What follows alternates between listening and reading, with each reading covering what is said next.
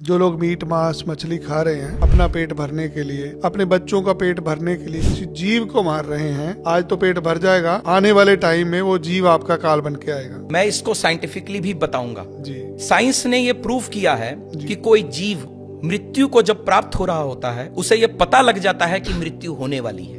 मैं किसकी बात कर रहा हूं? जिनको काटा जाता है जी। उनके आंखों से अश्रु बह रहे हैं। सोच के देखिए उस जीव के अंतर आत्मा की आवाज क्या कहने की कोशिश कर रही होगी। और जब वो आंसू बहा रहे होते हैं उस वक्त जो सिचुएशन होगी उस जीव की अंतरात्मा की आवाज से जो ईश्वर तक पहुंचेगी, उसका रिजल्ट क्या मिलेगा? इतना भयंकर उसका रिजल्ट नीचे आएगा, वापस उसका पार नहीं पा सकते। इसीलिए उसके कष्ट आगे भागेंगे, आगे जन्मों जन्मांतर तक खत्म नहीं होने वाले। हम सब कहते तो हैं हम गंगा नहा लिए 84 लाख जोनी से बाहर आ जाएं।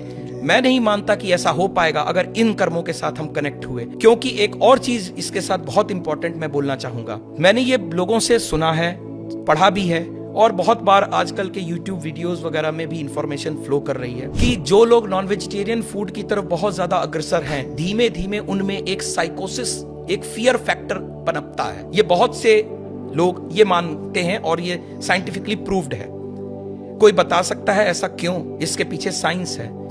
जिस वक्त वो जीव मृत्यु को प्राप्त हो रहा है वो डरा हुआ है, उसे पता है मेरी मृत्यु हो रही है। कितनी बार जीव को लाया जा रहा है, उसे घसीटा जा रहा है, और उस वक्त की पोजीशन में वो रोक रहा है अपने आप को, क्योंकि उसे पता है कि मैं मरने वाला हूं। अंतरात्मा से मरने की पता है उसे, और इस चलते उसके अंदर हार्मोन्स ऐसे चल रहे हैं जो उसको डरा रहे हैं। वो डर कहीं गया नहीं। ब्लड को तो खत्म कर देंगे, ब्लड तो आपने निकाल दिया, जीव मरा, ब्लड निकल गया, लेकिन उसके हार्मोन्स कहां गए? उसकी बॉडी में हैं। धीमे धीमे धीमे वो फियर हार्मोन्स ह्यूमन बॉडी में जाएंगे, उससे आप डरपोक होते हैं और आप उससे फियरफुल होंगे, फियरलेस नहीं होंगे।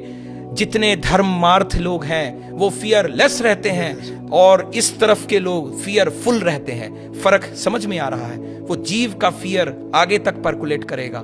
इसीलिए बीमारी हो रही है, इसका मतलब बीमारी भी आ रही है। तभी तो कहा जाता है कि ये स्वाइन फ्लू आ गया तो आप नॉनवेज फूड छोड़ दीजिए, ये फ्लू आ गया तो वो छोड़ दीजिए। और ये हार्मोन फियर फैक्टर पर्कुलेट कर रहा है तो लोग फियरफुल होते चले जा रहे हैं, प्लस कर्म खराब हो रहे हैं। मैं बार बार कहूंगा, काल पुरुष की कुंडली को कोई एस्ट्रोलॉजर और कोई भी धरती पर रहने वाला जीव जो समझ रहा है वो उसे भूले ना।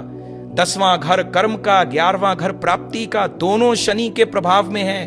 कर्म बुरे करोगे, प्राप्तियां बुरी करोगे। शनि देव की समय जब आएगा तो उनकी मार से बचना असंभव ही असंभव।